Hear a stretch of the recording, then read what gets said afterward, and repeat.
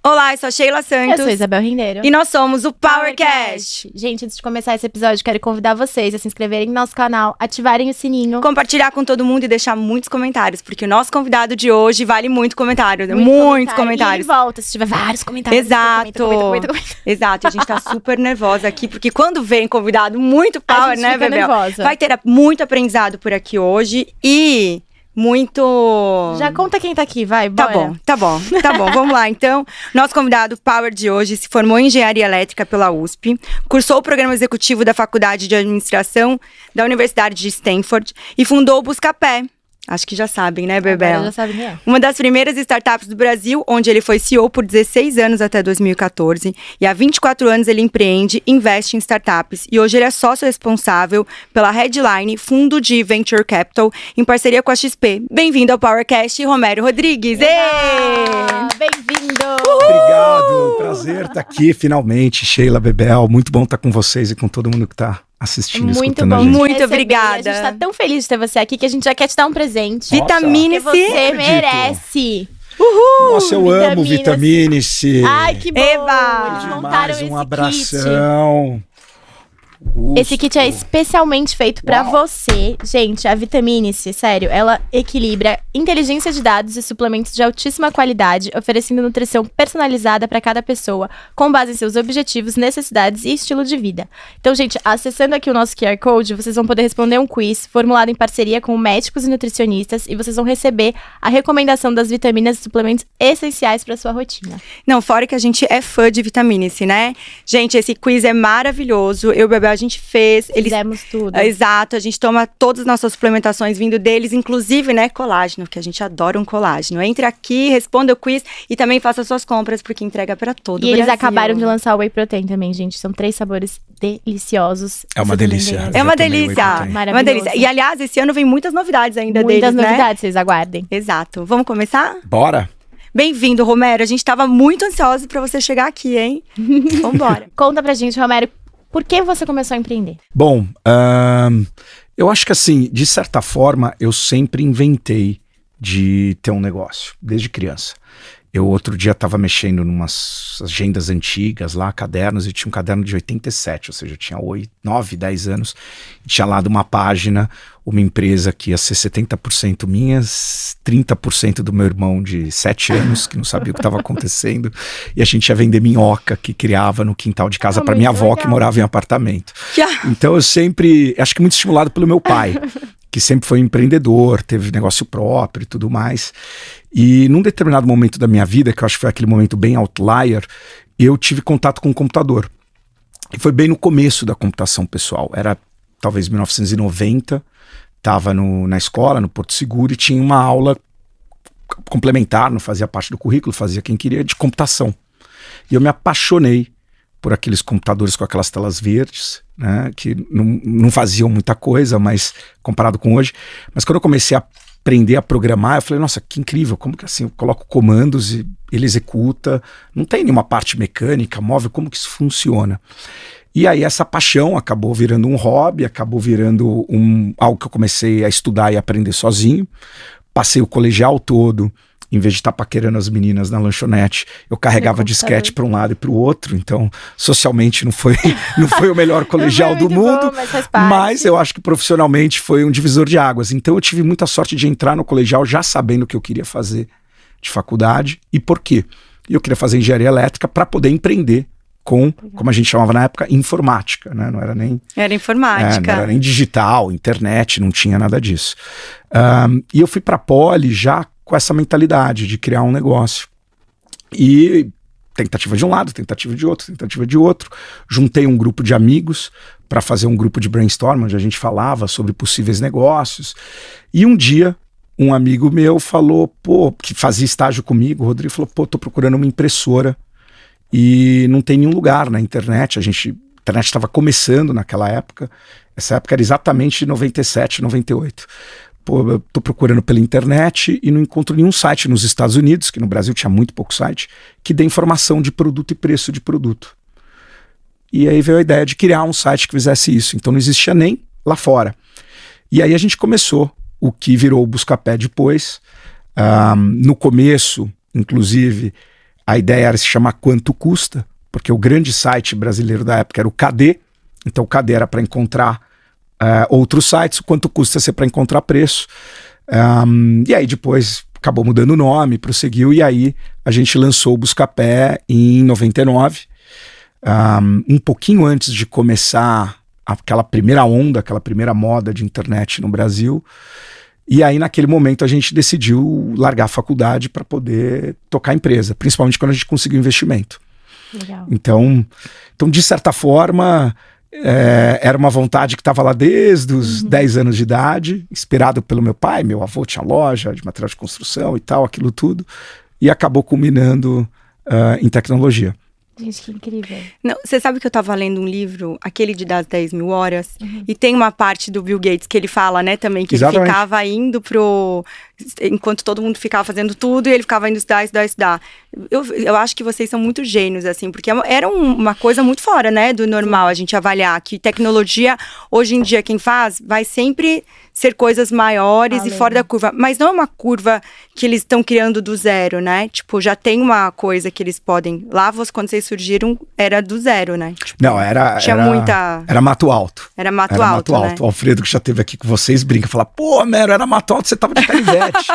Mas era. Eu amo esse livro, que é o Outliers. Então, assim, pô, não tem sorte, é só esforço. Não, eu concordo, esforço é super importante.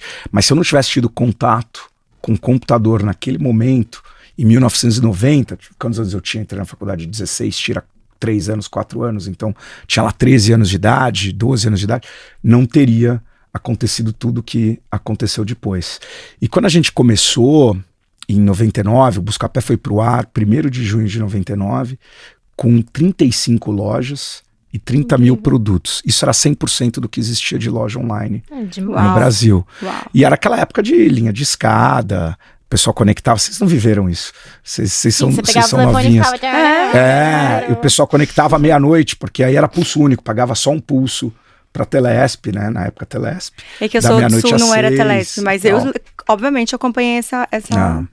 E aí, a ideia, obviamente, deve ter surgido de coisas que vocês não achavam no mercado. Como foi desenvolver? Você já era desenvolvia? As pessoas que se juntaram, todos eram desenvolvedores? Só para eu entender como que aconteceu a ideia. Teu ponto é muito bom. Na época, éramos todos desenvolvedores e eu desenvolvia desde lá da 8ª série, quando eu me apaixonei por computação, eu fui autodidata em programação. Por que a gente não foi assim, Isabela? Tá vendo? Que disso que eu não desenvolvo. Teve seu preço. Eu vou dizer que eu não era tão estiloso como vocês são. Então, enfim. Mas, e aí, na prática, não só a gente. Curiosamente, se pegar esse primeiro ciclo de startups, na verdade, a gente nem tinha esse nome, né? A gente chamava de site ou de .com, mas esse primeiro ciclo, sempre os fundadores eram engenheiros elétricos, porque a grande barreira era justamente criar a tecnologia, criar o código. E de lá para cá, nesses 20, 24 anos, um fenômeno bacana é justamente essa democratização que existiu da startup. Eu pelo menos chamo assim, democratização da startup. Porque como a tecnologia acabou virando componentes prontos, então o que levava 2 anos e $1 milhão para fazer um primeiro site do Submarino, hoje com $50 você compra uma loja muito melhor. Então você começou a ter uma pluralidade de pessoas montando startups. Então não é mais concentrado em homens, porque a engenharia elétrica tinha uma concentração de homens, por isso que eram tantos founders homens lá atrás. Hoje você tem uma veterinária, uma arquiteta, você tem um decorador e um dermatologista, qualquer um com uma ideia boa e com muita vontade e que encontra um problema grande no mundo para ser resolvido, pode montar uma startup. Que incrível. E vocês começaram com algum investimento próprio ou você já foi direto buscar um investidor? Boa. Quando a gente começou, não tinha investidor.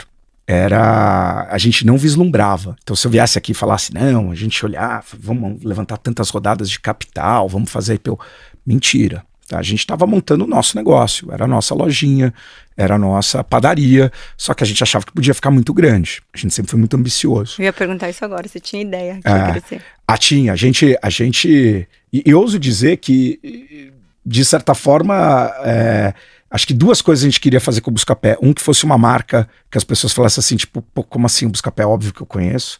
E acho que isso, modéstia à parte, a gente conseguiu. Sim. A gente chegou a ter 35 milhões de brasileiros usando o Buscapé por mês. Uau. Caramba. A segunda era uma marca que ficasse um legado. Como Coca-Cola. Tipo, quem inventou a Coca-Cola? Um monge há 100 anos atrás. Então, que sobrevivesse a gente, que passasse por gerações. Isso eu acho que a gente não vai conseguir. Mas que bom, estamos vivos, pelo menos. Não, mas a história é fantástica, né? Eu acho que todo mundo conhece hoje, né, o Buscapé. É uma eu marca acho que ele muito teve forte. um momento que era mais forte. Depois por uma série de decisões até que eu presenciei, foi o motivo pelo qual saí da empresa, depois que a gente vendeu. Eu acho que talvez algumas decisões foram tomadas de forma equivocada, o que fez com que a marca perdesse a presença. Mas respondendo a tua pergunta, no começo a gente colocava o dinheiro do estágio. Eu fazia um estágio na própria USP, era uma bolsa de pesquisa CNPq FUSP, e eu lembro até hoje, eram R$300 por mês, eu, o Rodrigo, o Ronaldo era professor de cursinho, e eu pegava dos meus R$300, 100 iam pro busão, 100 iam pro bandejão da USP, né, que pelo que eu sei ainda tá barato, ainda com R$2, R$3 você come um bandejão, era esse preço na época, e R$100 ia pro Buscapé. E basicamente era pro custo de hosting, de hospedar o site, né, que não tinha como. Porque naquela época não existia a Amazon Web Services, você põe um cartão de crédito e compra um servidor, um pedaço de um servidor. Você tinha que realmente comprar a máquina. Então o primeiro investimento grande que a gente teve com Merrill Lynch, com o Unibanco, que foi $3 milhões, serviu pra gente comprar servidor, né, e tudo mais, coisa que nem precisa mais hoje. Não, o mercado, né, você imagina, exatamente, é o que ele falou, era todo chocada. mato, é muito louco, né. Tanto que tem várias coisas de tecnologia, por mais que a gente recebe vários entrevistados aqui que tentam, né, eu acho ainda um mundo muito, porque teve um entrevistado que falou uma coisa muito real. A gente dorme, já tá muito diferente tudo, né? É muito avançado tudo, né? Muito rápido. Muito rápido. E até vou tirar minhas dúvidas pessoais aqui. Quando vocês começaram a empresa, vocês eram novos, eram todos engenheiros. Vocês tinham noção de como era abrir uma empresa? Sabiam dos processos ou foram aprendendo assim? Não, foi na raça. Foi na raça. Não existia no curso de... Hoje eu sei que os cursos de engenharia costumam ter empreendedorismo e outras aulas.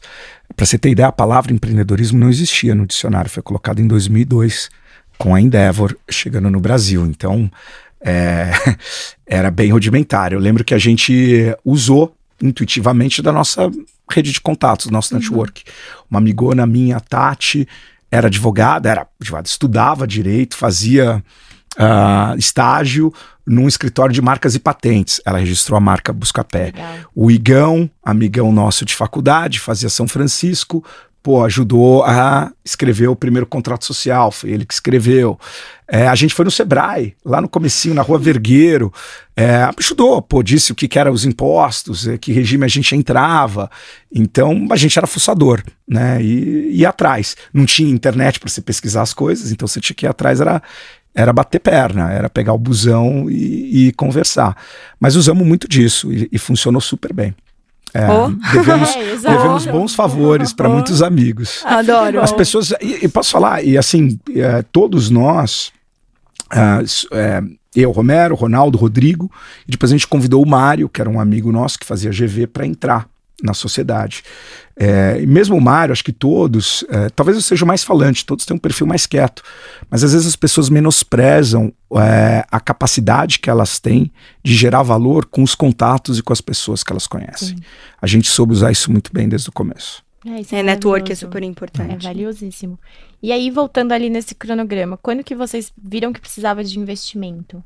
Então, a gente colocou o Buscapé no ar, e ainda de uma forma romântica achava que um modelo de negócio ia se autossustentar. Então a gente falou, bom, já tem um pouquinho de preço, vai ter um pouquinho de consumidor, esse consumidor vai vir, vai comparar preço, vai para a loja vai perceber que todo mundo que sai do Buscapé e vai para ela compra, porque já está com a decisão de compra tomada, vai ligar para a gente, vai falar, eu quero estar em destaque, vai aparecer no topo do resultado, vai pagar, a gente pega esse dinheiro, faz marketing, traz mais consumidor, e isso vai girar e vai dar super certo, a gente vai ser lucrativo.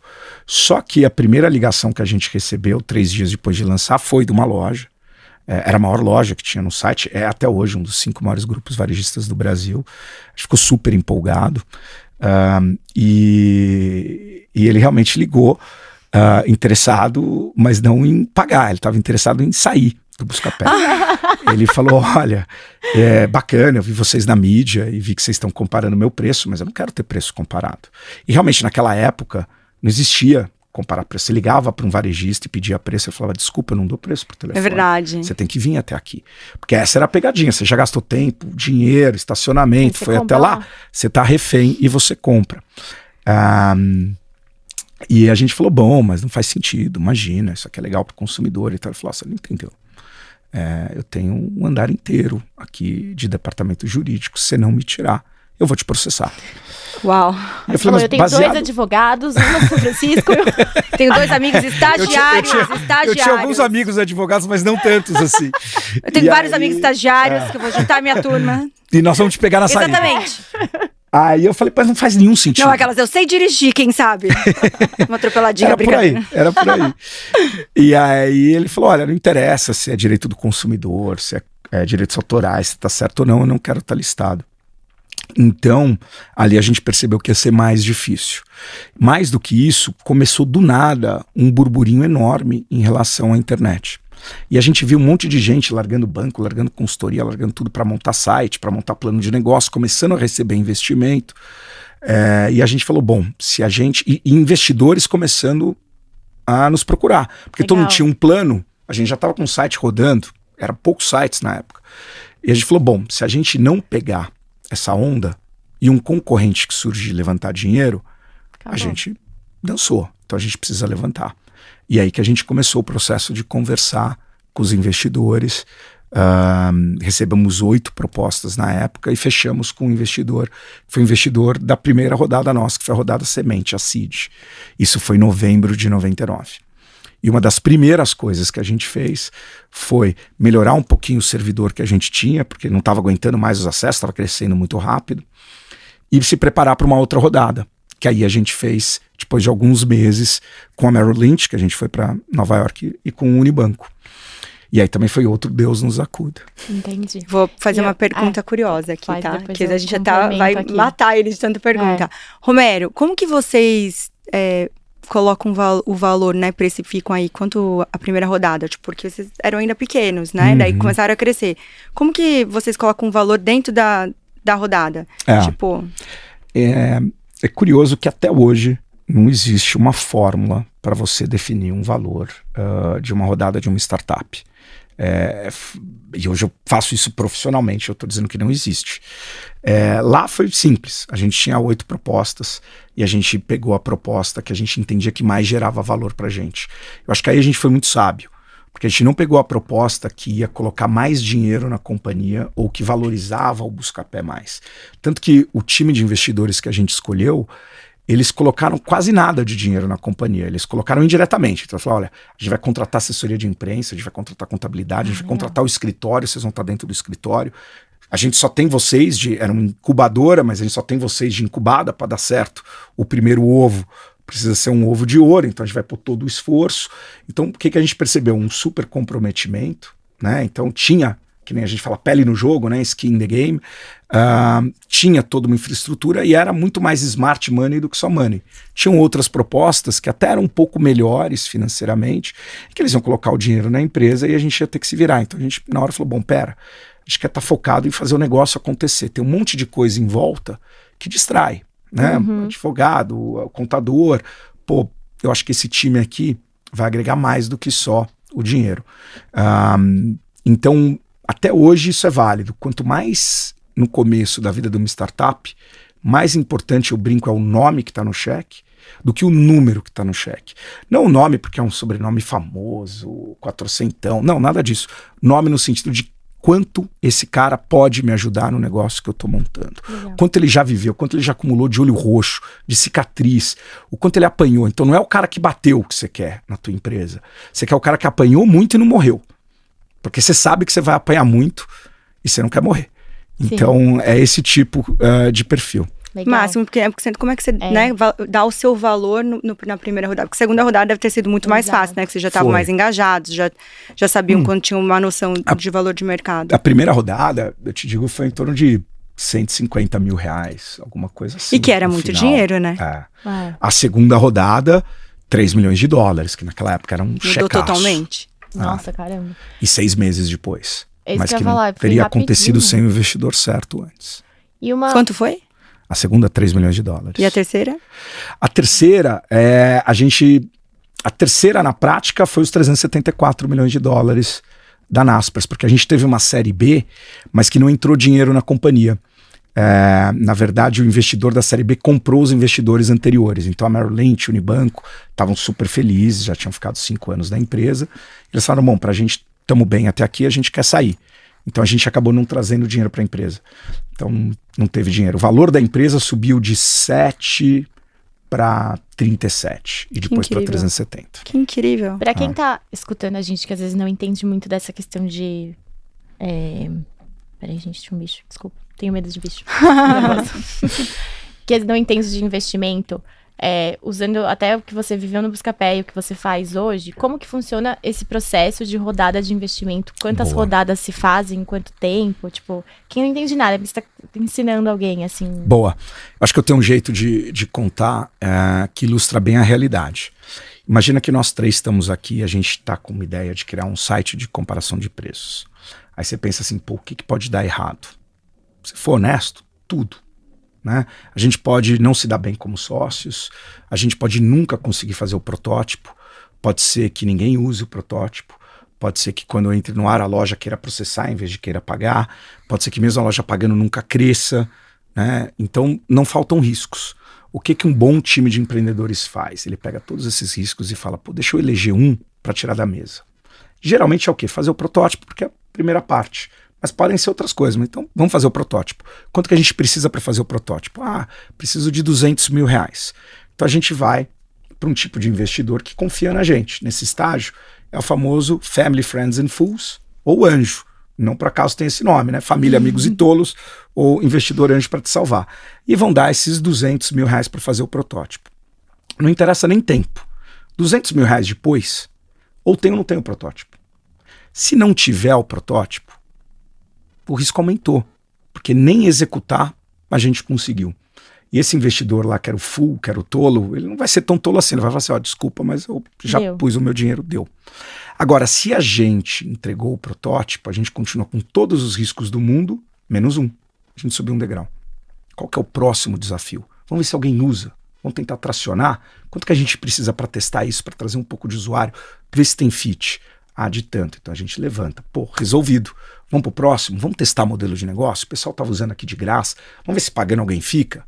Pô, legal, testão. Não tá crescendo, vendo, mas já testou. As pessoas ficam, renovam, o NPS está alto, tá tudo indo bem.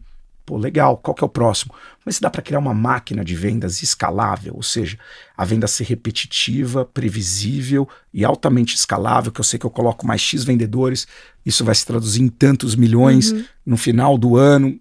Pô, que legal. Dá para fazer. Então, essa é a trajetória. A gente costuma investir justamente para criar essa máquina de venda, é o que eu faço hoje. Mas depois tem outros desafios. Como é que expande isso? Pô, pode fazer uma expansão de produto. Então, eu oferecia conta digital, agora oferecer seguro de vida. Você pode fazer uma expansão de cliente. Era só PF, agora vai ser PJ. Ou internacional, era só Brasil, eu vou para o México, eu vou para França, eu vou para os Estados Unidos. E assim vão se desenhando as várias séries da companhia. A série A, que é o que o pessoal fala muito, que é geralmente onde tem os fundos de venture capital, é justamente quando a empresa encontrou os ingredientes desse motorzinho, ainda está faturando pouco, e pega o nosso cheque como gasolina para acelerar e levar essa empresa para 30, 40, 50 ou mais milhões de faturamento. E só para complementar rapidinho, como que você sabe o tempo duas que a tendo pessoa uma aula tem que aqui. devolver o investimento? Tipo, Boa. é um tempo O risco padrão muda, ou muda? O risco e o tempo mudam conforme você vai andando nesses degrauzinhos. A caminhada toda costuma ser de 8 a 10 anos. Tá. Né? Quem entrou lá no começo vai ficar 10 anos. O estágio que eu entro, ainda fico 6, 7 anos na companhia. A saída mesmo, é no final, mas como eu entrei depois, né, eu já comecei do 3º degrau. E o risco também é muito diferente. Então, por exemplo, quando a gente investe, de cada 10 empresas que a gente investe, até 3 morrem. Outras 3, 4 andam de lado e recuperam o dinheiro. As últimas 3 explodem. E aí a gente está falando de retornos bilionários que pagam o fundo todo. Então tem exemplos de investimentos do primeiro fundo do Redpoint 1, onde eu participei como cogestor, onde um cheque de 5 milhões de reais virou, depois de 6 anos, 1,5 bilhão de reais. Então você está falando de 300 vezes o dinheiro. Em compensação, tem outros cheques de 5 milhões de reais que viraram pó. E aí tudo isso dá uma combinação para dar um retorno alto. Então meu fundo, ele é desenhado para dar um retorno de 30% a 40% ao ano, todo ano ao longo de 10 anos. Se você sobe os degrauzinhos, o risco é menor e às vezes o retorno é um pouco menor também. Se você desce, o risco aumenta. Então, por que a gente gosta muito de investir no estágio que a gente investe? Porque você tem muita academia, muita fórmula, muito framework, muita receita, receita é a palavra certa, para você criar a máquina de vendas e acelerar, para você expandir produto, para um monte de coisa. Mas achar aquele fit produto e mercado é a intuição do founder. É o founder que está ali vivendo aquela dor e fala, quer saber?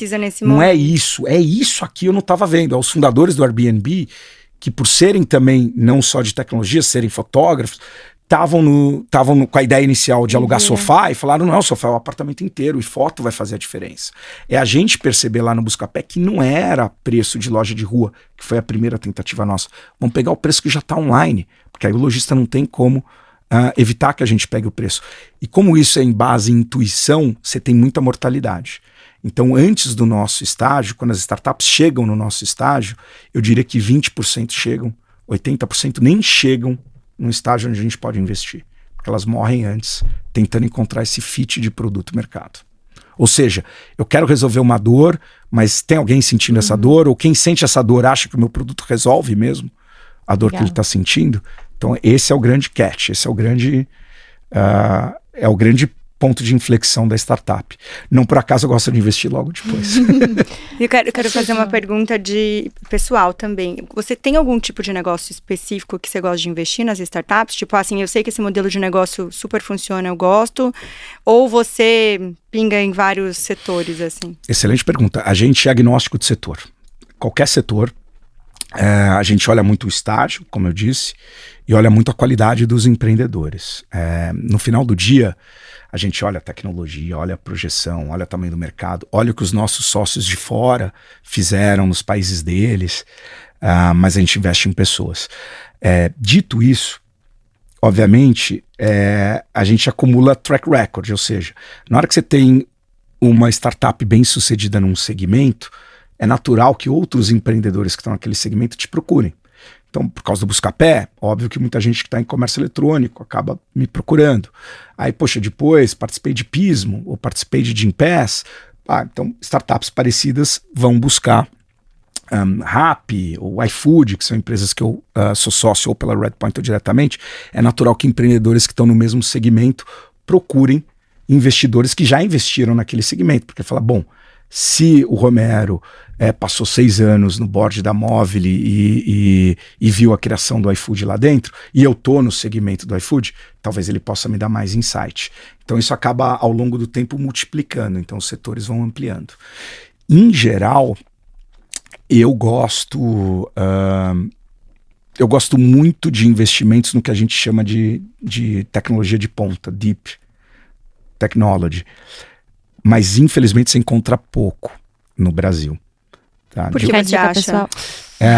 Então, é mais estrutural. O que acontece? De uma forma muito genérica, você pode falar que a startup ou ela está sendo inovadora na tecnologia, que seria isso, tecnologia de ponta, ou ela está sendo inovadora no modelo de negócio. Então, Nubank, é óbvio que tem muita tecnologia, mas tem uma inovação enorme no modelo de negócio. Eu vou cobrar 0 e eu vou ter um suporte maravilhoso, que as pessoas vão amar. Esses foram os grandes valores, né? Gympass, não era uma tecnologia inovadora, uma lista de academias e você dá o passe para as pessoas da empresa. A tecnologia usada era de prateleira, né? Tecnologia inovadora é você desenvolver um sistema de pagamento que nunca existiu no mundo, você desenvolver alguma coisa em quantum computing, você desenvolver... O próprio Buscapé foi mais tecnologia inovadora, né? Porque você tinha que capturar preços, mesmo a loja tentando bloquear. Então esse tipo de startup que é mais pesado em tecnologia, eu adoro. A gente encontra menos no Brasil e encontra muito em Israel e Estados Unidos, porque você precisa de uma combinação.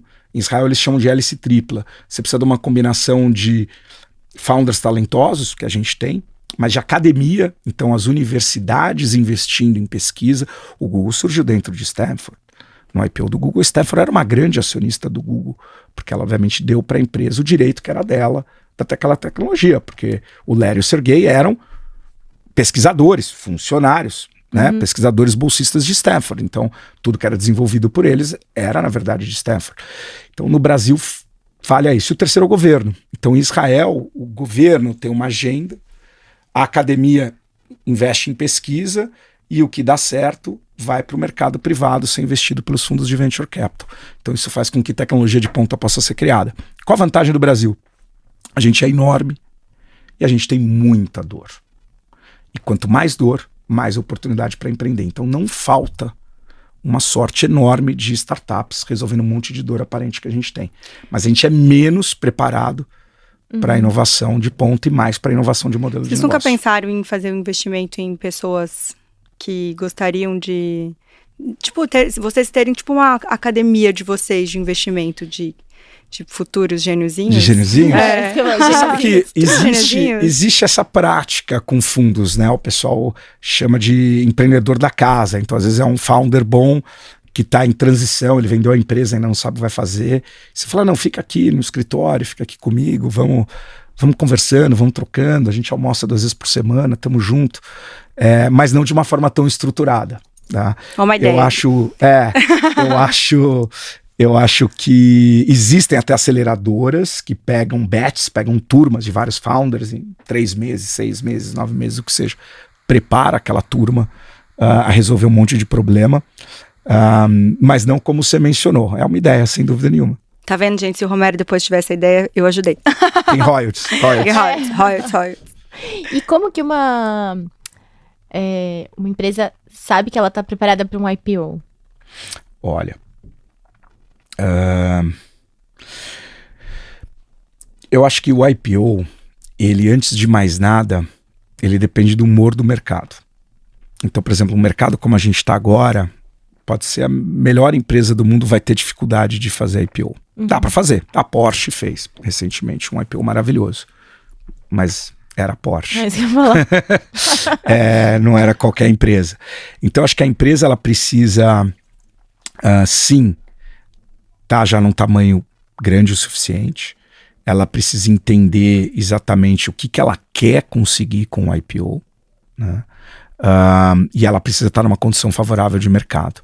Porque o segundo ponto que ela quer conseguir, que ela busca com aquele IPO. Porque às vezes ela quer realmente dinheiro para entrar na companhia, às vezes ela quer dar saída para algum investidor, mas uma coisa que ela tem que entender é que a vida pós-IPO é muito diferente E bem difícil, da né? vida pré-IPO. Tem gente Seus que quebra números no meio, são públicos, Você por vira isso um que eu alvo perguntei, de como muitas você sabe, empresas, né? aquisição hostil. Então, no Buscapé, quando a gente conversou com a Naspers, que foi quem comprou o Buscapé, a gente avaliou um IPO.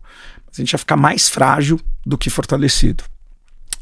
Então, a gente optou pela venda, pelo M&A.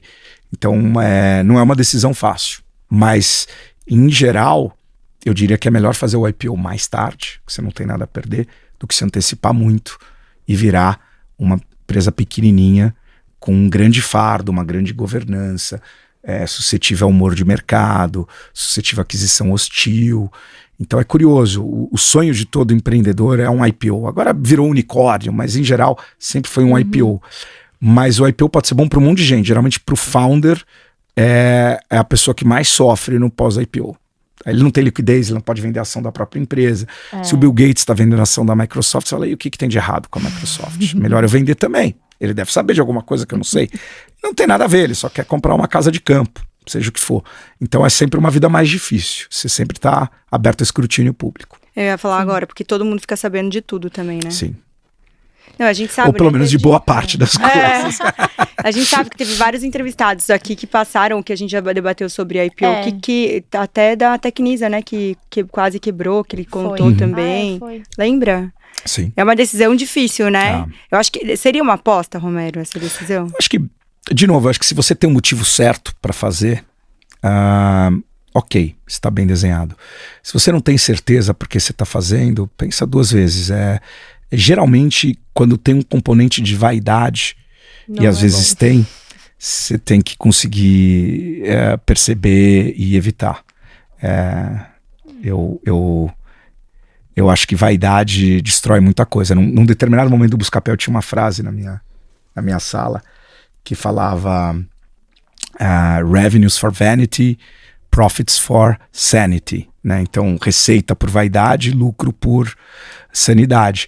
E você vê boa parte das empresas aí em 2020, 2021 que levantaram rodadas bilionárias no mundo todo, inclusive no Brasil, e uma parte boa delas está sofrendo muito agora, porque elas não têm números bons o suficientes para levantar mais dinheiro nesse momento.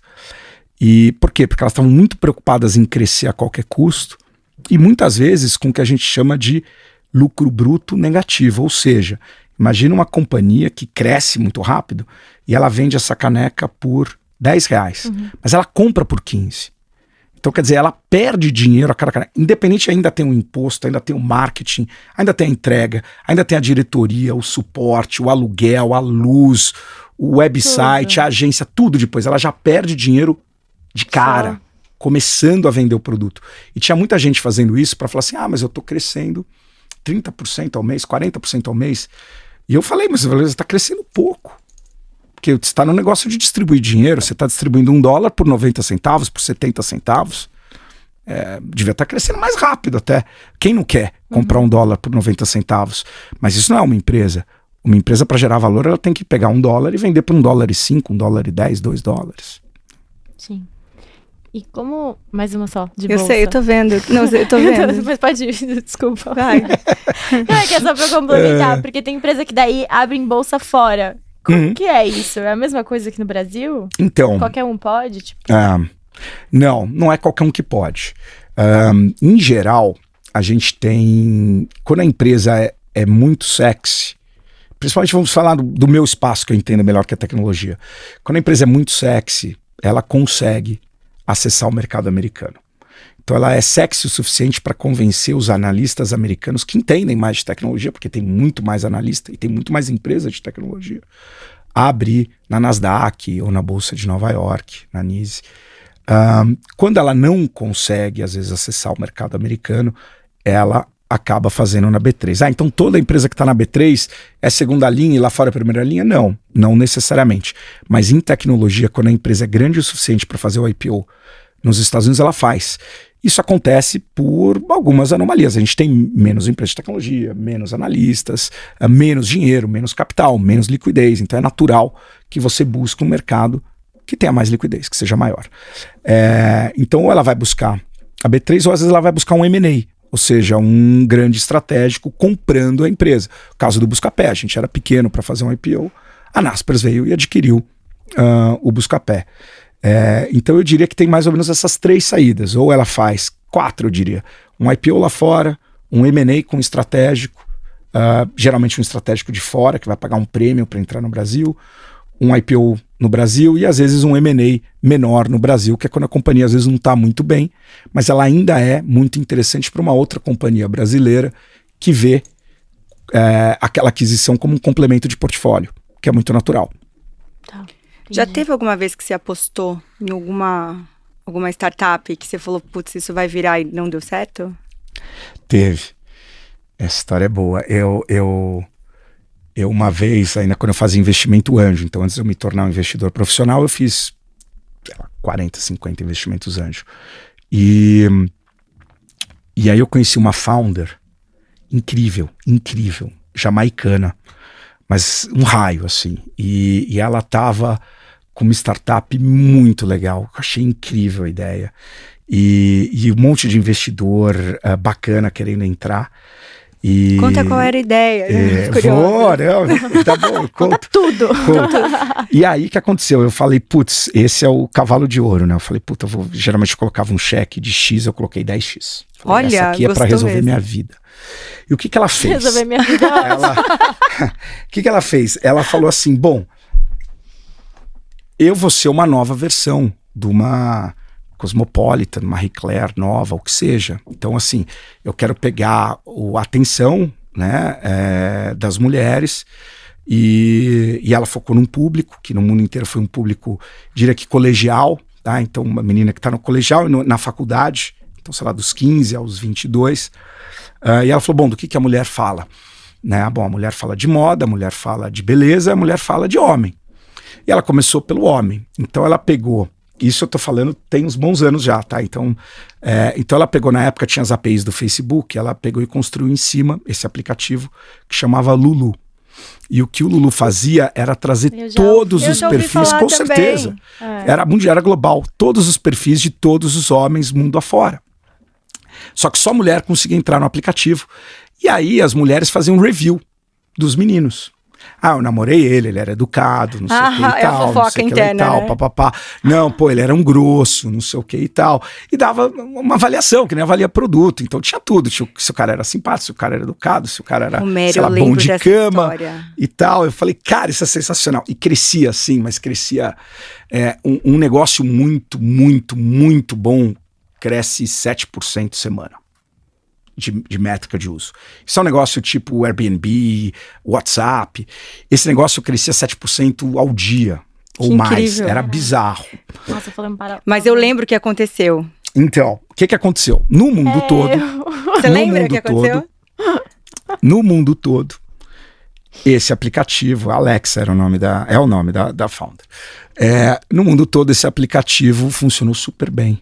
Ficou lá no público, todo mundo dava risada, os meninos achavam engraçado. Na verdade, era um inbound, né? Porque estão falando de mim, as mulheres são curiosas. Você falou que o cara é mal educado. Será? Não sei. Ela deve ter falado isso porque ele é bom. Vou atrás, entendeu? No Brasil, de todos os países do mundo, atingiu uma população diferente. Pegou mulheres um pouco mais velhas, já faculdade, mas já saindo da faculdade. E consequentemente também homens um pouco mais velhos. E a gente fala que o homem brasileiro não é machista nem nada, mas o homem brasileiro não aceitou. Mas o homem brasileiro é machista. Super! Como que você não sabe disso, Não, Romero? Mas eu não tinha ideia que era tanto. É o mais machista do mundo. Obrigada, a gente vive nesse mundo. Ele achando legal. Ele pensou, se eu for avaliado... Aí eu adorava. Até você saber que as pessoas estão lá. Eu ganhei um monte de review ruim. Eu ganhei um monte de review bom. Eu dava risada. Não, aí que aconteceu? É muito machista. Muito. Bizarro. Aí os caras não conseguiram suportar ser avaliados. E eles perceberam que se eles fossem no Facebook e trocassem o sexo de masculino para feminino, sumia do app. Porque esse era o filtro pro app mostrar as pessoas, os homens. E aí começou em pouquíssimos dias todos os brasileiros a trocarem o sexo no Facebook. E aí você imagina uma companhia como o Facebook que vive dos teus dados e consegue saber que você vai namorar com fulana, que você tá grávida antes de você tá grávida, errar o sexo da pessoa numa campanha, num targeting de campanha. E aí foram questões de horas do Facebook descobrir para desligar no mundo inteiro o aplicativo. Gente, morreu para sempre. E aí foram ótimos aprendizados. Ela deve ter adorado, né? Nossa, esse brasileiro... Não, o Brasil era o melhor país em tração e foi o país que matou no final. O Facebook resolveu matar por causa do Brasil. Então, assim, foi bom para aprender disciplina. Então, assim, se eu tivesse feito o cheque só de uma vez, que nem eu fazia, eu quis fazer o de 10. E também outros riscos. A gente chama de risco de plataforma, né? Quando um negócio depende de uma outra empresa completamente e alguém nessa empresa pode apertar um botão e destruir o negócio. É o que a gente evita investir. Caramba. Foi um aprendizado Gente, caro. eu lembro da época. Quanto tempo faz Não. isso, Romero? Olha, isso foi pós-saída do Buscapés. Ela 2012, 13, 14? Você sabe o que eu lembro? Eu lembro que saíram em várias foi notícias. Antes de eu ir pra Red Point. Falando então, que os homens foi não gostavam. 13 ou 14. Saiu alguma coisa que os homens não gostavam de ser avaliados. Eu lembro de uma notícia. Lembra disso? Eu lembro também, disso. Lulu. Eu negócio lembro. Vocês devem ter avaliado alguns gatinhos. Eu avaliei. Na Olha, tá vendo? Eu lembro. Tá vendo? Por Tá isso que vendo? quando você começou a contar, eu falei, gente, porque foi polêmico. Porque às vezes meus amigos vinham, me procurei pra eu saber. Exato. E eu lembro que Sabe, tipo... saiu. Olha só, gente, o Facebook brasileiro. Mas o brasileiro é muito machista. Mas eu acho que teve um problema meninos? também, assim, de cara que tava em relacionamento ganhar avaliação. Aí a namorada, a noiva mulher, quer falou, como que você ganhou uma gente, avaliação? imagina, a namorada escorpiana lá. A gente avaliou. Isabel, você para com isso, tá? Quando que você conheceu essa fulana? Isabel, Tá por que aqui. tu não veio? O que tá acontecendo? Você vai tirar o seu aplicativo, você vai apagar o seu Tirar telefone print agora. de todos os nomes. Esquece, já te passou, não lembrei. Esse aqui não... Qual é esse nome que eu tô? Mas amor, você casou comigo virgem? Por que tem tanta avaliação sua? Gente, 20 avaliações, quem maravilhoso. são essas pessoas?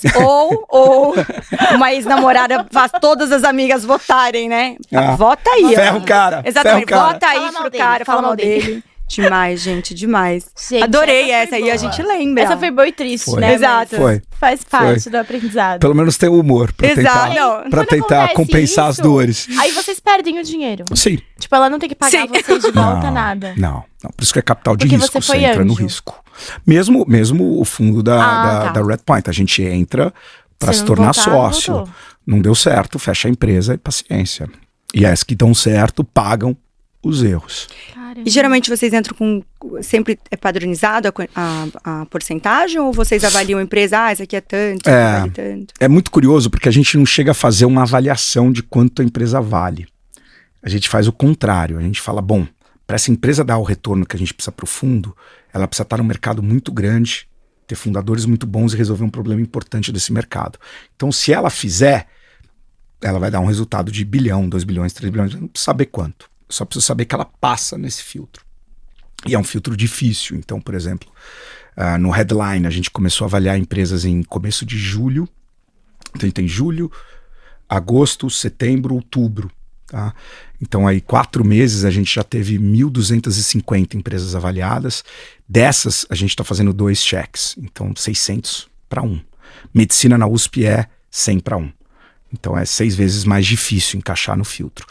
E aí, uma vez que encaixa, a gente sempre busca ter uma participação minoritária relevante. Então, qual que é o alvo? 20%. Romero, a empresa é incrível, você não quer ter 50%? Não. Eu já fui empreendedor founder. Não adianta eu ter 50%, diluir os fundadores, e aí daqui 3 anos, 4 anos, eles falam, pô, eu só tenho 3% da companhia, quer saber? Eu vou embora e vou montar outra. Então o valor decai com o tempo em vez de subir. Então é muito importante, a gente chama de proteger o cap table, ou seja, proteger a tabela de sócios, né? E aquela composição. Então o empreendedor tem, depois que a gente investe, tem a gente que entrou, antes teve um fundo de capital semente, tiveram anjos. Os empreendedores ainda têm que ter mais de 50%, de preferência 60%, 65% ou mais por cento da companhia depois do nosso investimento. A gente investe para ter em torno de 20%. E aí o cheque que a gente faz depende do estágio da companhia.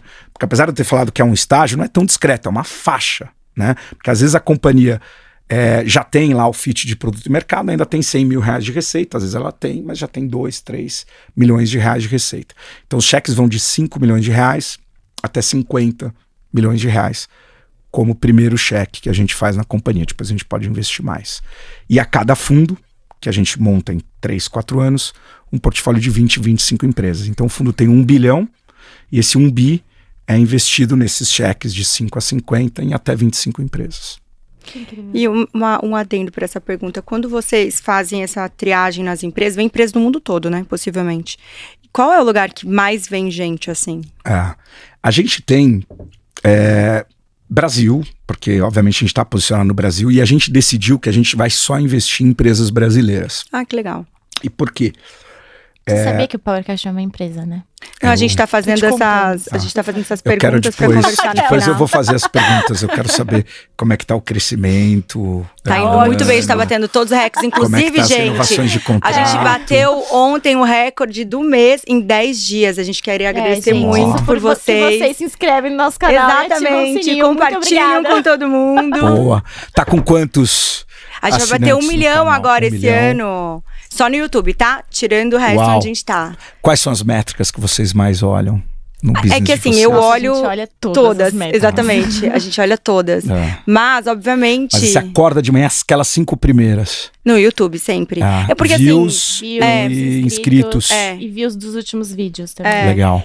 E eu acho, e também os vídeos do Instagram também, porque tem muitos que viralizam muito rápido. Vocês vêm, daí, tipo, a gente escolhe as frases, até porque eu que ajudo com a Gigi, né? Eu vou lá e aprovo. Eu fico assim, será que eu acertei nesse daqui? Então, quando vai pra. Teve uma que a gente nem imaginava que fosse virar tão rápido, virou pra 400 mil, muito rápido. Legal. Orgânico, que a gente ficou super emocionada. Até a entrevistada falou, eu tô famosa! Foi muito legal. Eu mandava print, Vocês conseguem identificar o que fez esse vídeo viralizar? Sim. Qual foi a alavanca? Geralmente, curiosidades, né? Que as pessoas se despertam. No caso dela, ela imagina, ela tava falando de óculos.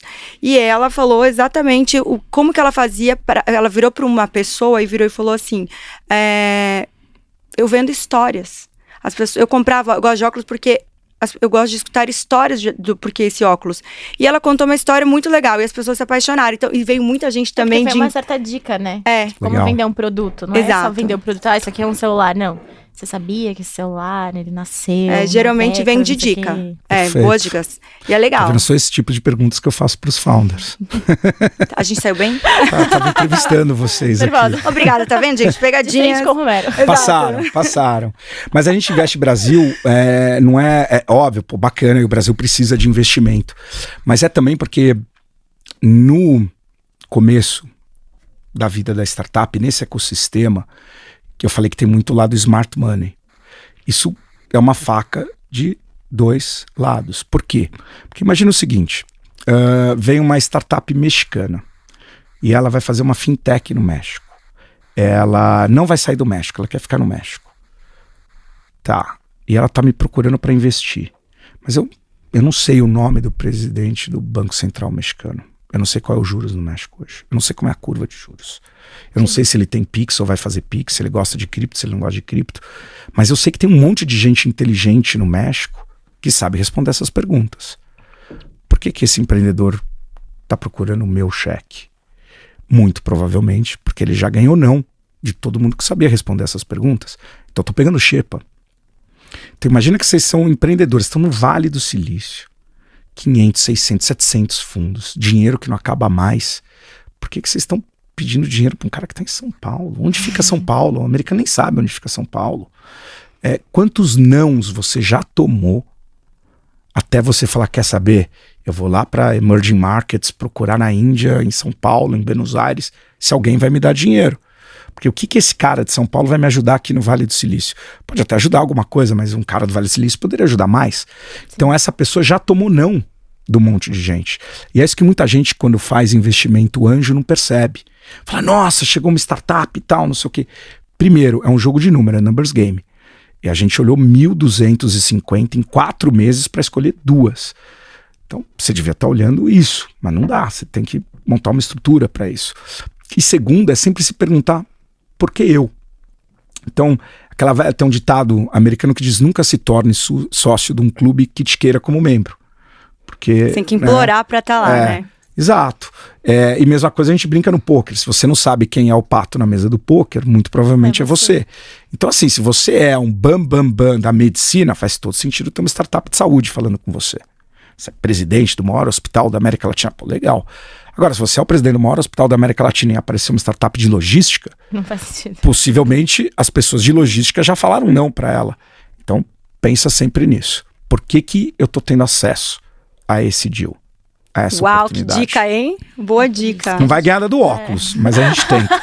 Vamos tentar fazer esses 400 mil views. Vamos, Romero tá... Dica 1 milhão, Romero. Tem que fazer 1 milhão. Ajuda a gente, eu tenho que bater esse recorde. Pra viralizar, hein, gente? Vamos lá, a gente faz um impulsionamento também. Vamos ver orgânico pra ver se o Romero sai bem. A gente queria aproveitar até, já que você tá nessa vibe, nesse flow, pra te presentear com esse vinho de nosso parceiro 067 Vinhos. É um vinho autoral deles, brasileiro.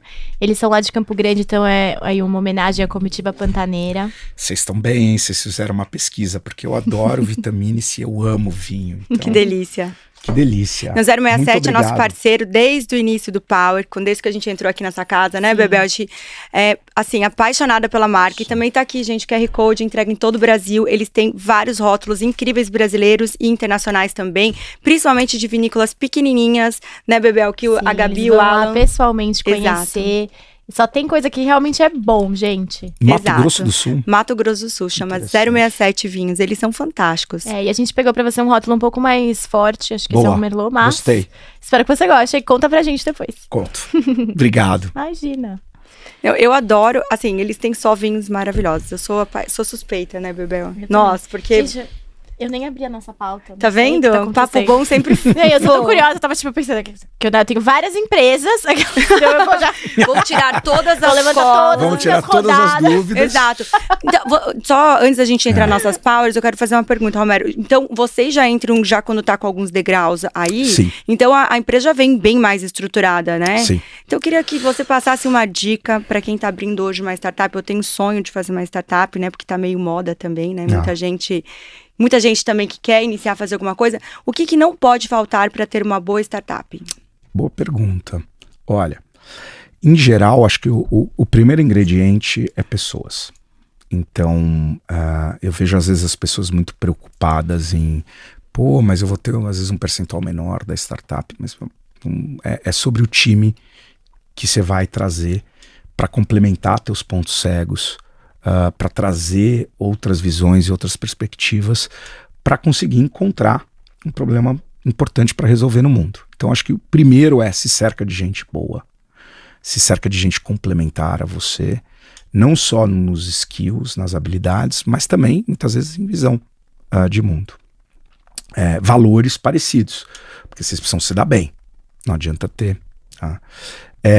Outra coisa muito importante que eu olho legal as características profissionais ou técnicas, mas os soft skills são mais importantes. Então, como que é a liderança desse time? Qual a habilidade desse time de me vender o sonho deles? Né? Pode ser a pessoa mais introvertida do mundo, pode pegar o cara mais nerd. Eu convivi com muito nerd minha vida toda. Eu sou nerd por natureza, mas quando ele tá falando do sonho, da paixão, o olho brilha, ele sabe falar como ninguém. Né? Outra coisa importante é saber escutar. Aquele founder sabichão. Não, isso eu sei. Não, eu tentei, não dá. Não. Putz. A estatística mostra, esse cara não vai longe. Os melhores empreendedores do mundo, eles estão com um caderninho na mão e eles fazem pergunta. Estão anotando, fazem pergunta, estão anotando. Se você não perguntar, ele vai te sugar tudo que ele precisa de você e vai embora. Então seja curioso. Né? E crie um time harmonioso e que evite conflitos. Então, por exemplo, quando eu vejo às vezes uma startup para investir, eu vejo conflitos, as posições não estão bem definidas. Então, você investe em startups que tem co-CEO, invisto, mas eu passo bastante tempo conversando com os dois para entender o que vai acontecer quando um estiver respondendo para o outro. Porque, estatisticamente, tem 0 empresas grandes que têm co-CEOs. 0. Não tem nenhuma empresa grande que tem co-CEO. No final do dia tem um CEO, um CFO, tem espaço para todo mundo. Mas como é que vai ser esse comportamento? Se o ativo é a pessoa, eu não posso me dar o luxo de perder um founder. Né? Então eu acho que isso é o primeiro capítulo. O segundo capítulo, eu brinco para quem está começando a pegar um caderninho e sair mundo afora, anotando tudo que tem dor e problema. E não falta dor e problema nesse mundo. Né? Quanto maior a dor e o problema que se resolver, quanto maior ela for e quanto maior é o mercado que aquela dor está, mais vai valer a startup. É tão simples quanto isso. Então, um mercado muito grande, você resolve uma dor relevante daquele mercado, você vai capturar a maior parte do valor da cadeia e dos competidores. Então, isso vale para qualquer startup que a gente for olhar. Tá? Então, eu acho que, bom, exemplo, nosso sócio, que é a Redpoint, investiu na Netflix, lá no comecinho, na série A da Netflix, em 98. Imagina fazer com 3, 4 milhões de dólares um cheque para ter 20% de uma Netflix que vale 100 bilhões hoje. Nossa, a Netflix é de 98? Ela demorou bastante. Até tem um artista, né, super conhecido dos Estados Unidos, que eu esqueci o nome, que eu sou péssima em nomes, que também investiu e no começo ela até não dava receita, né? Não, ela demorou. A Blockbuster teve muita chance de comprar, ela não quis, por prepotência. Mas o que é legal na história da Netflix? A Netflix são 3 empresas completamente diferentes. A primeira empresa, o Reed Hastings, o founder, ele queria resolver um problema. Ele não aguentava mais pagar a late fee para a Blockbuster, fee de atraso.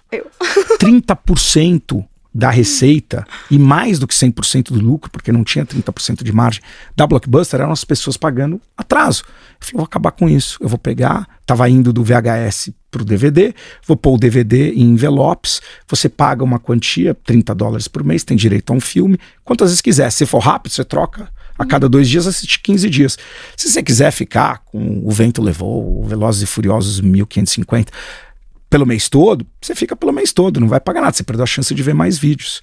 E quebrou a Blockbuster. Aí ele falou, bom, mas eu não quero mais esse negócio, eu quero quebrar o meu próprio negócio. Meu negócio vai ser quebrado pelo streaming. Ele desenvolveu o streaming. Basicamente foi a indústria pornô e a Netflix que desenvolveu o streaming no mundo. Aí ele desenvolveu o streaming, matou a Blockbuster. Todas as habilidades que ele tinha, ele jogou fora. Porque qual que era a habilidade do business inicial? Logística. Imagina que é um e-commerce, que você vai repetir 10 vezes por mês para o mesmo consumidor e tem 100% de logística reversa. Você vai buscar de novo todos os DVDs para mandar outro. Muita habilidade logística. E ele tinha que fazer o quê? Fazer você se convencer que é mais legal assistir Casablanca e O Vento Levou do que assistir o filme novo do Tom Cruise, porque o filme novo do Tom Cruise é $70 a mídia, e o Casablanca é 3. Ele não pode comprar muita mídia do filme novo, todo mundo assiste e ninguém mais vê, que ele quebra. Então ele tinha aqueles algoritmos de recomendação que tinha, baseado no seu perfil, assista também aquilo. Na hora que ele vai pro streaming, ele joga fora a logística, agora é tudo digital, e você não vai mais fazer recomendação, porque você quer que todo mundo assista House of Cards no mesmo tempo, porque você já pré-cacheia nos servidores e sai muito mais barato. E aí depois disso ele fez o terceiro business, que ele falou, eu entendo tão bem do consumidor que eu que vou produzir.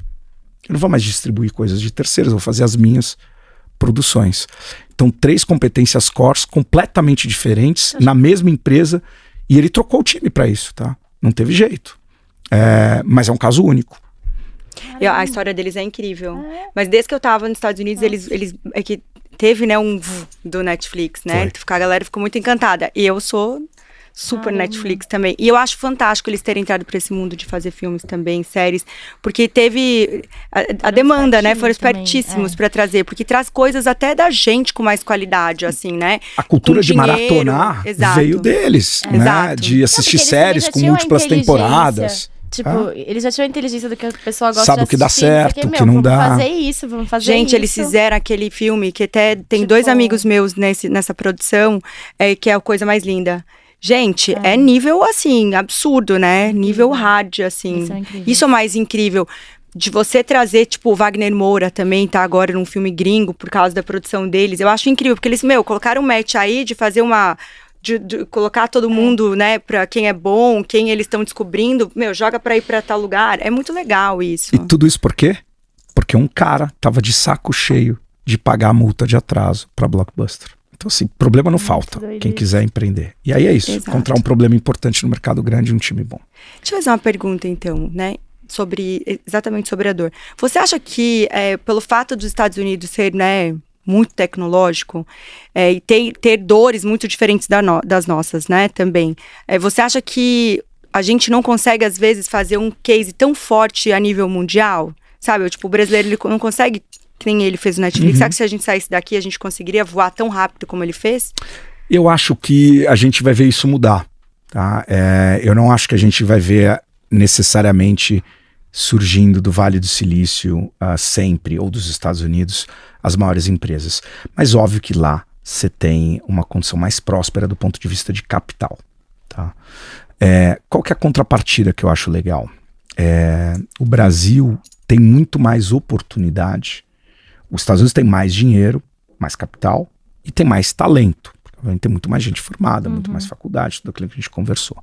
Não quer dizer que os melhores de lá são melhores que o daqui. O empreendedor brasileiro, na minha opinião, é melhor do que o empreendedor americano, tá? Porque ele é mais adaptável. Mas as situações, aos cenários, a loucura que é esse país. Mas o que o Brasil tem é muito mais dor. Então imagina que uma startup, para ser bem sucedida, ela tem que fazer algo 10 vezes melhor ou 10 vezes mais barato. É mais difícil fazer algo 10 vezes melhor ou 10 vezes mais barato nos Estados Unidos, porque tem muito mais competição, é muito mais eficiente. No Brasil é mais fácil. Você tem muito mato alto nesse aspecto ainda para cortar. Eu brinco, vai empreender na Noruega. Pô, por que você vai melhorar na Noruega, na Suécia? É difícil achar alguma coisa. Tanto que na Suécia não tem, né? Spotify veio da Suécia, né? Skype é uma empresa sueca, são empresas até voltadas para o mundo, até porque o mercado é pequeno, mas não tem o que melhorar ali. Então, nesse aspecto, o Brasil é um berço para startup de alto impacto. Tem muita dor. Que falta investimento. Não, você podia perguntar mais do Vale também, né? De curiosidade. Na verdade, pergunto a você, mas eu vou perguntar uma outra coisa. Ok. Desculpa, Romero, vai ter 2 horas de podcast hoje. Tô vendo. Não, falando A gente vai abrir o vinho. A gente Exato. pode abrir o vinho. Traz taça aí, gente. Pedir um pastelzinho. Fala essa canequinha aqui. Dá pra Eu colocar, achei que né? tinha uísque nessa caneca. Não é? Não, a gente Às já vezes, a gente já. Whisky não, mas a gente já tomou, a gente teve convidado que veio fazer lançamento de gin aqui e tudo mais. Tinha gente. A Você gente tá me já dizendo bebeu. que você me serviu água e tem gente que tomou gin. Exato. Numa sexta-feira, não é? É verdade. É verdade. A gente errou. A gente pode mandar abrir o vinho. Vai lá, Bebê. Falando, Romero, empreendedor, empresário. Dentro dos skills, né? Qual que você acha que seria o seu ponto fraco e o seu ponto forte? Tipo, gestão de pessoa, processo, ali como empresário, empreendedor ali, que você tá começando no seu negócio. Tá. Você diz Você. minhas características quando eu É uma curiosidade. quando eu tava empreendendo. Sem equipe, brincadeira. Olha, eu acho que eu sempre... Bom, vamos lá. Eu sempre tive muita paixão e sempre fiz as coisas com muita paixão. E acho que, de certa forma, isso envolvia o time e acabava gerando uma liderança muito por exemplo, por culto. E aí a minha imagem ficou muito presa à do Buscapé, que tem o lado bom e o lado ruim disso. Para ambos, tanto para o Buscapé quanto para mim. Em compensação, e eu acho que nisso eu sempre fui... ficou muito claro que eu não tinha agenda pessoal, nunca. Minha agenda era o Buscapé, e eu vou servir ao Buscapé. Então, você aparece muito na mídia, lá atrás. Eu apareço, preciso, eu não tenho dinheiro para comprar publicidade na Globo, é um serviço de consumidor, eu preciso chegar em 200 milhões de brasileiros. Mas vai ter a matéria dos solteiros famosos. Eu lembro que teve... Não tem nada a ver. Como é que isso ajuda o Buscapé? Não ajuda, tô fora. Então acho que essa paixão, servir a agenda do founder não ser própria, ser da empresa, eu acho que isso foi um ponto positivo. Eu acho que eu sempre tive uma paranoia muito grande do ponto de vista de estratégia, modelo de negócio, como é que eu me defendo, como é que eu garanto que os grandes portais não vão criar uma tecnologia parecida com o Buscapé. Então a gente falou, deu de graça a tecnologia do Buscapé para eles não criarem nada, depois a gente tirou e cobrou. Então teve vários twists na história do Buscapé que eu acho que foram cruciais e um pouco da paranoia foi importante. O que eu fui muito ruim? No começo, diria que os primeiros 7 anos, eu nunca tinha sido não é que eu nunca tinha sido chefe, nunca tinha sido funcionário, mas isso não é desculpa. Mas eu fui um péssimo gestor, na minha opinião, comparado ao que depois eu aprendi a ser de pessoas e de talento. Então, a minha ansiedade de fazer o Buscapé dar certo era tão grande que eu perdi boas oportunidades de virar e falar assim, Bebel, olha, não tá legal, mas vem cá, eu vou te ensinar, vamos fazer junto, tal. Ou não tá legal, mas tudo bem, tá bom o suficiente, ela se esforçou. Falava assim, pô, cara, desculpa, tá ruim, tal. E maioria das vezes, ou refaz, ela quer saber, desencana, eu resolvo aqui, eu faço. Então, além de tudo, eu ponho uma carga enorme em mim, eu tenho que estar fazendo, e você ficava super decepcionado, você falava, caramba, pô, o cara tirou da minha mão e fez ele, né? Por quê? Porque eu tinha essa obsessão do Buscapé. Então, cara, você tá atrapalhando, você não tá ajudando, sai da frente. Centralizador, né? Pouco centralizador. E aí depois, à medida que a empresa foi crescendo, eu fui aprendendo.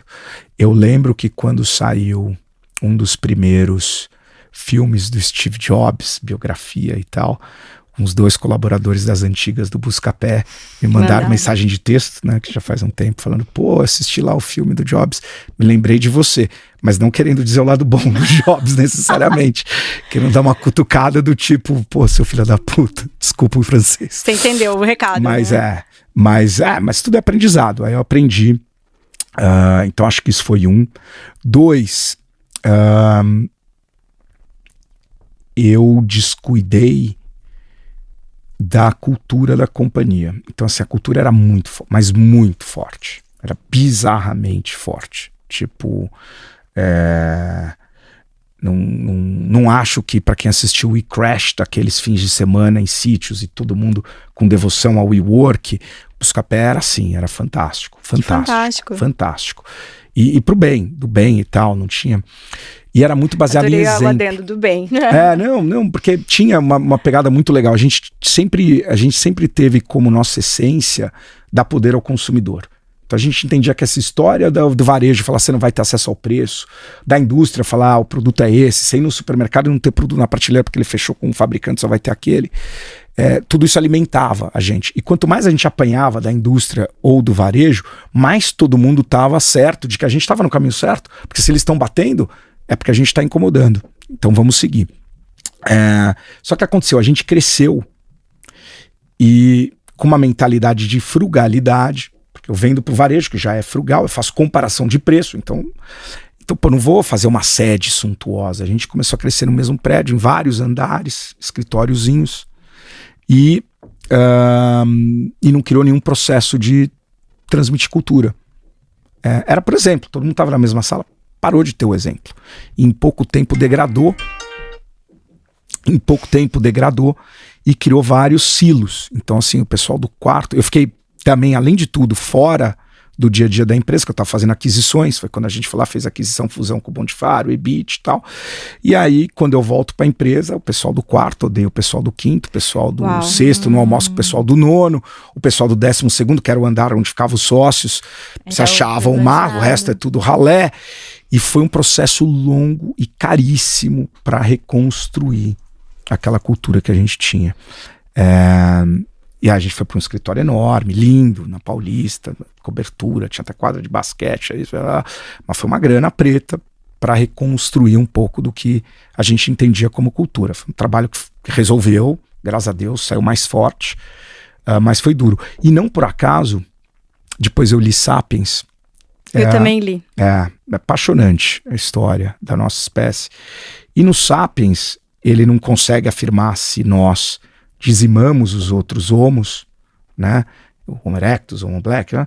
Mas nitidamente tem um componente que só a gente desenvolveu, que é a habilidade de contar a história.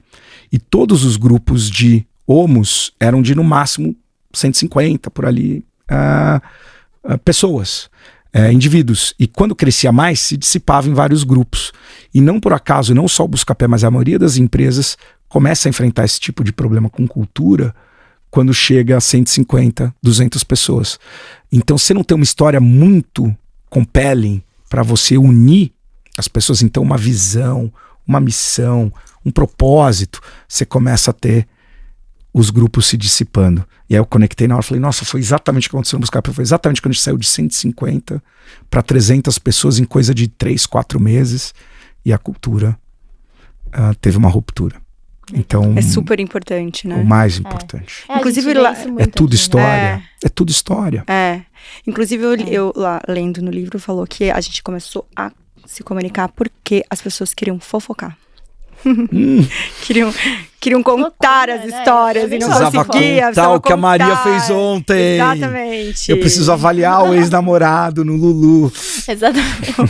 Eu quero fazer uma pergunta. Quando você disse que vocês saíram de 150 para 300 em pouco tempo, como que vocês fizeram? Tudo bem, deve ter um mega bom RH, mas como que vocês fizeram para fazer toda recrutamento. Exatamente, todo mundo tão rápido e sabendo quem vocês precisavam? Vocês pegaram uma empresa à parte ou vocês mesmos fizeram todo mundo?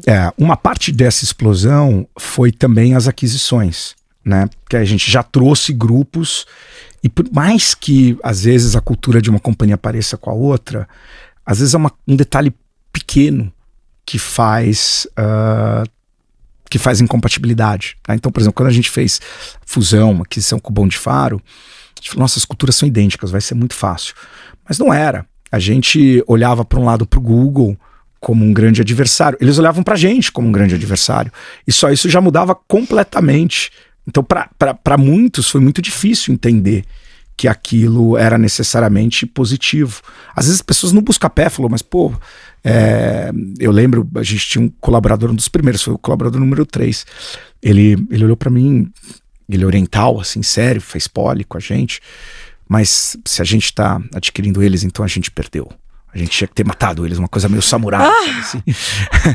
Então é difícil, não é simples. Cultura É o maior calcanhar trabalhar de com qualquer vários empresa. nerds, não deve ser fantástico. Você imagina você entrar numa mesa cheia de engenheiro falando sobre tecnologia, deve ser bizarro. Assim. Um sendo mais inteligente que o outro, olha esse número aqui, porque... O problema é que os engenheiros não costumam falar muito, então é um ambiente mais quieto que você imagina. Você entra numa mesa gigante e fica tudo quieto. Tudo quieto.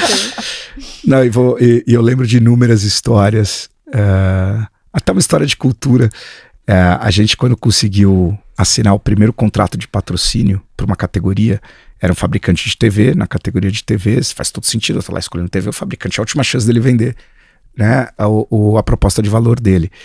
E aí uma menina do comercial, vendia, né, publicidade e tal, era muito bonita, entrou assim, e foi falar com o time de engenharia, era todo mundo no mesmo espaço, e foi falar com o rapaz da engenharia, e falou: Felipe, pelo amor de Deus, tem que apagar essa avaliação, não sei o que, o cliente ligou, falou que vai cancelar, tem uma avaliação falando mal, não sei o que e tal. Eu lembro que eu tava no telefone, eu parei, né, falei: calma, o que tá acontecendo? Não, Romero, o cliente vai cancelar o contrato, o primeiro contrato que a gente finalmente fechou, tal, porque tem palavrão, não, tem palavrão não, porque tá falando que o review é ruim. Aí eu falei: mas calma, tem algum palavrão, tá falando mal, assim, xingando? Não. Aí o engenheiro falou assim: não, tá só falando que o produto é ruim. Eu falei: bom, então não tem o que fazer, né? A TV pelo menos é boa. O engenheiro falou assim: não, essa TV é uma porcaria. Mas se eu não tivesse interrompido, ele teria apagado. Aí eu virei para ele e falei assim: quantas vezes você vai direto na engenharia e pede as coisas? Eles respondem na hora para tudo que eu peço. Então, enfim. Mas tira os comentários, vocês tiravam os comentários, vocês tinham que deixar. Nunca. E quase todas as lojas online tiravam na época. Era engraçadíssimo. Porque o cara tem o estoque da TV.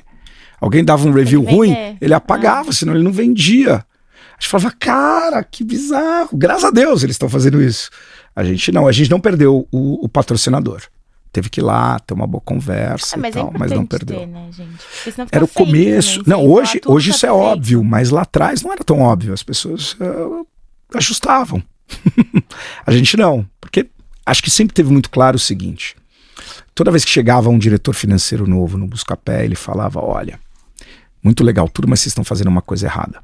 Porque os clientes do Buscapé não são os consumidores. Os clientes são as lojas, são os fabricantes, porque a gente emite nota contra eles, é eles que estão pagando.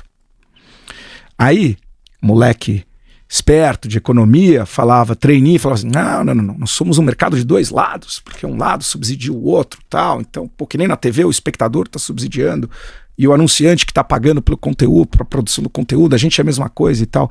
Eu falei: gente, muito legal essa discussão, mas isso aqui a gente não vai discutir, a gente só tem um cliente aqui, é o consumidor. Quando ele tiver o coração do consumidor, vai vir todo mundo atrás. Quando a gente não tiver mais, vai esvaziar, ninguém está aqui porque gosta da gente, só quem está aqui porque gosta da gente é o consumidor. E talvez um dos grandes erros do Buscapé depois da minha saída em 2014 foram ter focado nos varejistas em vez de continuar olhando para os consumidores. Que era quem consome mesmo, né? O varejista vai onde tiver a venda. Exato, a audiência. Infelizmente, vamos para as Powers. Nossa, Romero, que triste isso. As Powers são perguntas polêmicas, assim... Nossa, mas... Pois é, bem polêmicas. Rapidinhas. Eu queria saber como como que faz para as pessoas, sei lá, estou estudando nos Estados Unidos, vai para o Vale para trabalhar, como que é o universo lá? Olha, eu vou bastante pro Vale, mas eu nunca morei lá. O máximo que eu fiquei foi durante Stanford, foram 8, 9 semanas. Mas o pessoal brinca que tem um quê de, eles chamam de Asperger Country, né? Tipo, tem um quê de um leve autismo em todo mundo, porque tem muita gente inteligente junta. Às vezes é muito inteligente do ponto de vista de QI, mas não de EQ, né? De emotional intelligence. Então, às vezes é socially awkward, né? Um pouco estranho socialmente. Mas tem uma atmosfera muito gostosa. Tem uma visão, é quase que uma ilha da fantasia no sentido de otimismo, de realmente enxergar, pelo menos se enxergar ali, como se estivesse num launchpad, numa base de lançamento do que vai ser o futuro do mundo dali 10, 20, 30 anos. Até com muita arrogância, de certo aspecto. Não uma arrogância social, mas uma arrogância intelectual, de às vezes achar que está certo, né? Ou de às vezes reempacotar coisas que já existem com outro nome. Eu posso depois contar umas piadinhas, mas... Já pode contar. Mas, em geral, é um ambiente muito inspirador. Tá? Tanto você está num ambiente universitário lá, quando você está eventualmente nos cafés de Palo Alto, Menlo Park, e você vê aquela vida, né? Mas eu tenho que dizer que é algo que a gente vê cada vez mais acontecer em outros lugares, no próprio Brasil. São Paulo, você anda ali pela Vila Olímpia ou Itaim e vai nos cafés, você vê hoje um brasileiro muito mais empreendedor, né? Eu lembro, a gente estava brincando, virou moda, e virou pro bem e pro mal, mas eu acho que até mais pro bem, porque eu lembro que, eu era moleque, quem não fazia nada da vida falava que tinha uma banda de rock, né? Depois, quem não fazia nada da vida falava que era DJ, nada contra. Hoje, quem não tá fazendo nada da vida fala, não, eu tenho uma startup. Então, virou um lifestyle, é esse o ponto. Por mais que esse exemplo que eu dei, alguém que não está fazendo nada e quer só dizer que faz alguma coisa, mas virou um lifestyle. Então acho que isso é muito promissor para o mundo, né? O mundo precisa de mais empreendedor. Então acho que uma palavra para resumir é inspirador. Eu acho que é um ambiente super inspirador do Vale. Respondido. Você já... A piada é o seguinte, tinha um Twitter, que eu não lembro o nome, que era muito bom, mas era só... Ele pegava notícias, tipo manchetes de notícias de startups, e aí fazia comentário embaixo. Então tinha uma notícia que era o Travis do Uber falando lá no começo, nós vamos saber tanto das pessoas, mas tanto das pessoas e do comportamento delas e da mobilidade, que eu vejo no futuro a gente tendo um serviço onde a gente consegue já pré-determinar quem a gente vai buscar em qual lugar, porque elas estão indo próximas para o mesmo lugar de destino, e a gente passa, pega elas e já deixa elas. Aí o comentário era, dude, this is a bus. You didn't invent the bus. Gente. Tipo, é um ônibus. Aí tinha uma do founder do Airbnb falando, eu vejo o Airbnb evoluindo a um ponto em que os prédios vão ser construídos já pensados no Airbnb. E por serem construídos desde o zero, para serem 100% Airbnb, vão ter serviços comuns. This is a hotel. You're describing a hotel. Adorei. Então, enfim, é por isso que eu fiz a piada de às vezes reempacotar coisas que já existem no mundo com um pouquinho de arrogância intelectual. Adorei. Não, eu quero fazer outra Power. Você pergunta, pode como fazer. que você enxerga a tecnologia? A Power era para eu responder rápido, porque eu tô Sim, enrolando. mas tudo bem, Tá tudo bom. bem. Eu já não tô seguindo a pauta, já tô a gente pulando deu na frente da Isabel. liberdade poética. Exatamente. Como que você vê a tecnologia estando lá, vendo essas novas, esse novo 2030, daqui 20, 30 anos? Como que o que você enxerga lá que você acha que realmente vai ser funcional? Olha, a verdade sincera, se a gente soubesse o que ia dar certo, a gente não investia em 25 empresas a cada fundo, a gente só investia no que dava certo. Então é uma pergunta muito difícil de responder. Eu acho que tem algumas tendências que a gente vê acontecendo e que eu acho que tendem a continuar. Então assim, eu vejo, eu espero que ESG vai continuar sendo importante cada vez mais. E não porque dá prêmio, dá selo, porque o consumidor vai preferir tirar da prateleira. A mágica só acontece quando um consumidor lá na ponta tira alguma coisa da prateleira e bota no carrinho e paga. O resto, tudo que tá para trás, tá para servir esse cara. Não por acaso, eu sempre acreditei no poder do consumidor, no Buscapé. Então acho que isso é relevante. Eu acho, por exemplo, vou dar um outro exemplo. Outro dia, fazendo o roadshow pro fundo que a gente levantou agora, o investidor falou assim, mas você tem tanta coisa, você acha que tem mais alguma coisa para ser inventada no mundo? Eu olhei e falei assim, cara, sério? Né? Aí eu falei, vou dar um exemplo. Nós somos um mamífero de 70 quilos na média, e a gente usa um equipamento que pesa 1,5 toneladas para se locomover. Pior, para se locomover, ele usa combustível fóssil que foi tirado do fundo da terra, em alguns casos a 7.000 metros do pré-sal, e distribuído embaixo da terra de novo, em tanques de gasolina, postos que estão a 10 quilômetros de distância um do outro no planeta inteiro. Isso tudo para mover uma pessoa de 70 quilos. E o máximo que a tecnologia trouxe até hoje é a gente ter um celularzinho desse para apertar um botãozinho do Uber. E a grande inovação é que agora, além de toda a ineficiência que eu já descrevi, a gente vai ter um cidadão que vai ficar sentado dirigindo para a gente e não está fazendo mais nada. Que é o Uber. Então, ele pode ser conveniente, mas do ponto de vista de eficiência, ele não necessariamente tornou o processo de eu ir do ponto A para o B melhor. Eu ia do A para o B, pelo menos eu não pegava uma pessoa que poderia estar fazendo algo mais economicamente produtivo do que só me dirigir do A para o B, que inclusive ganha mais estrelas se eu não falar com ela. Quer dizer, eu acho que a gente está longe de ter chegado no que eu imagino que é um método evoluído da gente se mover do lado A para o lado B. Deveria, no mínimo, pesar menos do que o equipamento que a gente usa.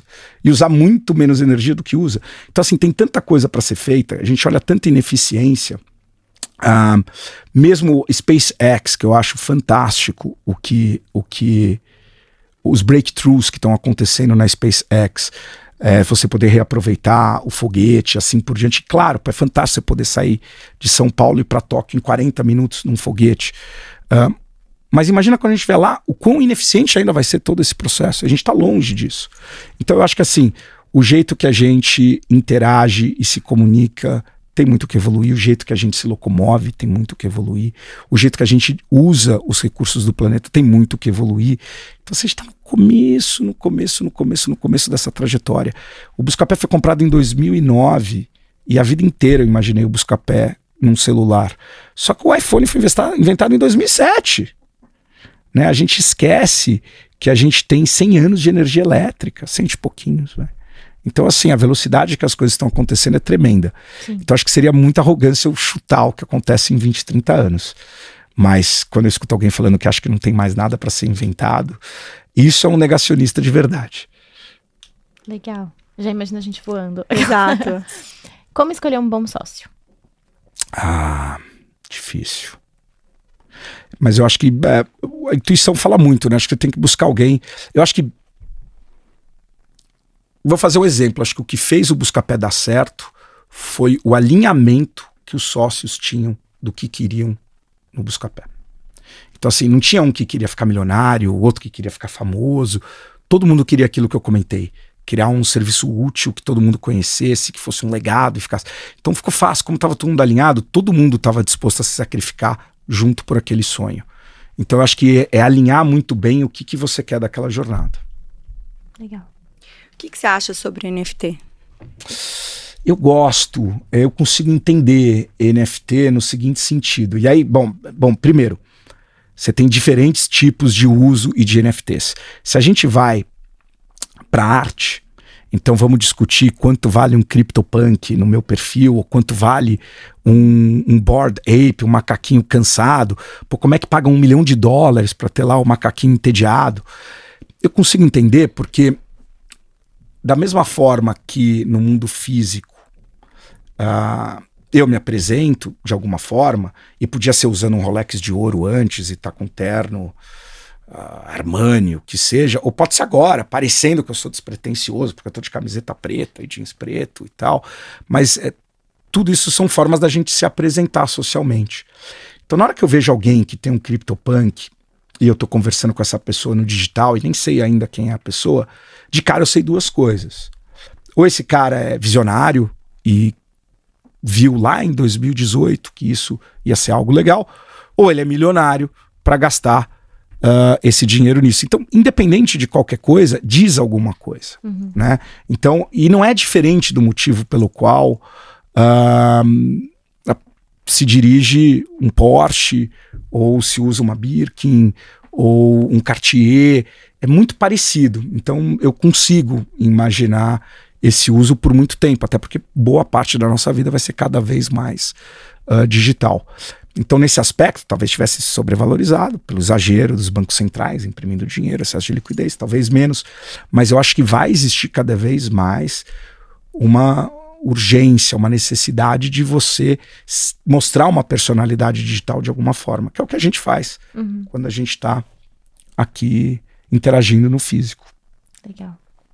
Acho que é isso, né, gente? Pergunta do Meta. O que ele acha sobre o Meta? O que você acha sobre o Meta? Meta empresa?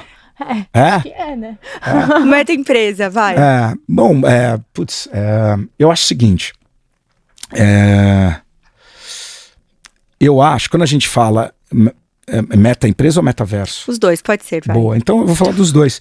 Quando a gente imagina... nem era minha, então não sei também. Gosto várias seguidas. Não, só pra finalizar bem, a gente tá falando de tecnologia, Sim, né? Ele tá sempre no eu acho que vale. tem um link tá falando com de meta. o próprio NFT. A gente falou de NFT, mas tem diferentes usos de NFT e diferentes usos de blockchain. Acho que tem usos que vão ser muito inteligentes, o uso de blockchain. E tem um monte de coisa que não vai migrar para o blockchain, por mais que os adeptos da Web3 digam que vai. Agora, o metaverso. A gente já vive um pouco, na minha opinião, do que é um metaverso. Então, o metaverso é de uma forma simplista que eu vejo, é uma projeção que você tem de você no digital, de como você é no digital. E eu posso lá no vídeo da Meta, tá lá o Mark Zuckerberg, e tem um que tá de robô, o outro tá de ursinho, então todos fazendo uma reunião virtual na realidade virtual, no VR, do óculos lá da Meta, do Facebook. Mas assim, o Instagram já é um metaverso. O Instagram já é uma projeção de como a gente quer que o mundo veja a gente. Ele já é um primeiro grande passo para isso. Você vai para o Twitter recentemente, agora com o inverno cripto aí forte, ganhou mais destaque, mas o Twitter permitia você linkar com tua conta do Twitter a tua carteira com os teus NFTs. Então, poxa, eu tô no Twitter da Sheila, no Twitter da Bebel, eu consigo ver que NFTs você tem e o quão bacana são os seus NFTs ou não, né, a sua galeria de arte. Então eu acho que isso vai ser uma coisa muito mais gradual do que algo extremamente forçado e de ruptura, como muita gente acha. Tipo, vamos parar tudo, vamos entrar numa reunião virtual, do dia para a noite todo mundo vai migrar. Não, acho que é uma coisa muito mais sutil. E do mesmo jeito que eu acho que isso vale para o VR, para o AR, que é a realidade aumentada, que eu acredito muito mais, a gente já vive ela. É um smartphone conectado o tempo todo. Então a gente já está com... Pode não ser o óculos que eu estou vendo aqui ao mesmo tempo que eu estou vendo você. Eu já estou vendo quantos followers, já estou vendo estou vendo isso aqui. Mas tá muito fácil. Eu pego aqui e eu estou ao mesmo tempo numa realidade aumentada. Porque tudo que eu estou conversando... Quem assiste TV e não está o tempo inteiro fazendo busca ou entrando no Instagram do que está vendo na TV. Então assim, a gente já vive isso. A ferramenta vai evoluir? Muito provavelmente. E se eu tivesse que apostar, eu não apostaria na Meta, mesmo que o Zuck fique bravo e me delete. Por quê? Porque eu acho que na hora que a gente vai para a realidade virtual e realidade aumentada, o hardware é importante. E tem duas companhias que já estão com você o tempo todo, que é o Google com um celular Android e a Apple com um celular iPhone. A Microsoft e a Meta, que estão disputando isso, vão ter que fazer você carregar um hardware junto. Enquanto que essas companhias, elas podem tirar proveito do poder de processamento que você já comprou no teu iPhone e só fazer a projeção depois, se é que alguém vai usar alguma coisa assim. Legal, respondido. Já lembrei daquela série lá, que as pessoas já viam isso. Como chama? Isso é péssimo. Black Mirror? Isso mesmo.